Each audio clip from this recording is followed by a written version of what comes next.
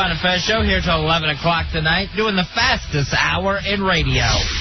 That's where we cover everything, Fez, and it's just you and I talking, but we will open up the phones in just a few minutes at 866-277-4969, 866-277-4969. After a long legal battle, Sharon Stone announced that the sequel to Basic Instinct is back on track. See, and you thought I was crazy to pray to God. You called it an invisible man in the sky. Well, now who's laughing, Fez? You are living proof that prayer works, I guess. I am going to Basic Instinct 2. Are you sure you prayed to God to get this done? And this time I hope I get the 48-year-old crotch shot from her. Now, last time I saw her talking anything about the first Basic Instinct, she was tricked. Yeah. She had no idea the camera was shooting that low. Well, this is, this is her Picard role. This is maybe nobody wants her to do everything else, but this one she gets big money for. So the problem is, now that she's post-stroke, this whole, that's right, I really enjoy turning men on. I don't know whether it's going to work as well, but I will show up for it. She really should just look into a Mary Jo Buttafuoco script for herself. I would go to that one. My Joey loves me, and I know it. I have the feeling after Catwoman comes out with Sharon Stone as the villain... Yeah. That you did? Is that your radio psychic, Fez? Radio psychic. No. Radio psychic.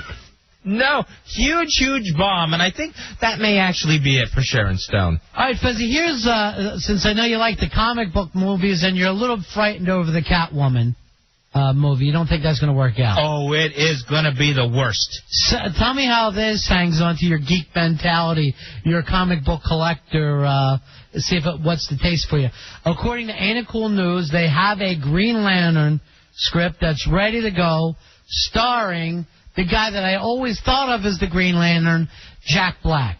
Jack Black as the Green Lantern? I guess a funny, silly Green Lantern. Why do we have to have a funny, silly Green Lantern who's going to look ridiculous in the spandex costume? How do you know, Fezzy? I mean, maybe after he comes off this King Kong, his first really big dramatic role, you're going to love him as Green Lantern. I can't even picture this, him in the suit using the ring. I guess they're not going with the Kevin Smith script and director. These things get tossed around like a bottle down south. Yeah, the Superman movie, they've just lost their latest director after that long line. McG. Stinks. So he wanted to shoot it in New York, and the producer said, no, we're doing this thing in Australia. Yeah, and he says Australia doesn't look like Metropolis. It's outback country. Have you been to Perth? It must be so cheap to shoot in Australia, because every huge special effects movie goes in down there. Those Aussies probably work for beer. So I always assumed that New York City was more Gotham City than Metropolis. It's actually both. It was Metropolis, and then it was also Gotham City. I mean, where else would Metropolis be? Los Angeles? No, there's big buildings there. When you get to Los Angeles, there's like 4 buildings downtown and then suburbs for 180 miles. You don't want a guy going around rescuing people in the suburbs. There's problems with the nail salon. Metropolis in the comic books is always so big and bright and shiny, just like Superman's costume, and then Gotham is all dark and everything. Well, one is like Superman. Metropolis is New York during the day, and with Batman, it's New York during the night. You would think with the troubles that Gotham City has, they would just get some people from Metropolis to work with the city council, maybe the mayor's office, on how they do it. You got a Superman looking over things. I'm sure not a lot of crime. When there's a whole world to pick cities, and for whatever reason Superman really doesn't do international work, he's never going, oh my God, there's a train turning over in Korea. I better get over there. That's their problem. The one guy who doesn't need to be bound by city limits really is. And, of course, I guess he could have big, heavy Green Lantern watch things while he's gone if Jack Black's going to trip over his tights or something. I can't believe Jack Black's going to be Green Lantern. Love it, Fez. Embrace it. Get your arms around it. Give it a big old Fez hug and love it. You'll be there anyway. See, that's the problem with you comic book geeks. You bitch about it, and then you show up. So they already have your ticket. Now they're looking for people who don't read the comic books. Yeah, because I'm still going to go to that Catwoman thing, even though I know how bad it's going to be. You go to everything. That's why they don't care what you think. I just want to confirm my worst fears of how bad it is. Worst episode ever.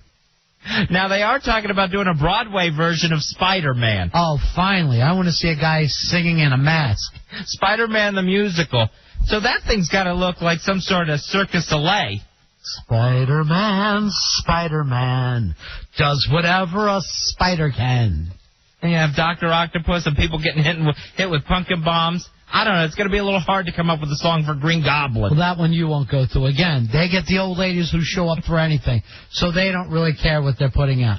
For some reason, they go, oh, I have an idea for a play. That movie I saw yesterday would be a great play. They never actually think of plays on their own. They might as well just show the movie inside the Broadway theaters, because that's how close it's coming. I wouldn't mind that. And people would just show up anyway and just think that it is the musical they're watching. They got the new Fantastic Four movie cast. It is nothing but superhero movies coming out. Yeah, well, that's the problem when Spider-Man hits. And now, because of the Passion of the Christ, we're going to have to keep watching bad Bible movies one after another, like the Ten Commandments.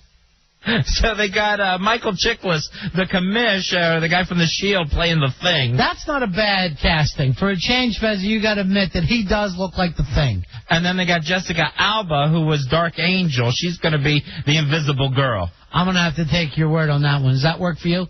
Yeah, that fits. Yeah, I think she's right about the right age. Then they got one of the kids from another teen movie, another scary teen movie, who's going to be the Human Torch, and one of the guys from Arthur, who's going to be Mr. Fantastic, Reed Richards. How's it work for you all over?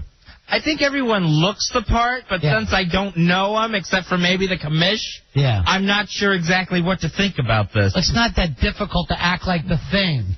You turn into rocks, you growl, and you bitch. It's not a hard role to play. He's practically the Thing already. You just add rocks. So what's your radio psychic on that one, Fez? Radio psychic. I think that one's going to be a miss. I don't think it's going to work.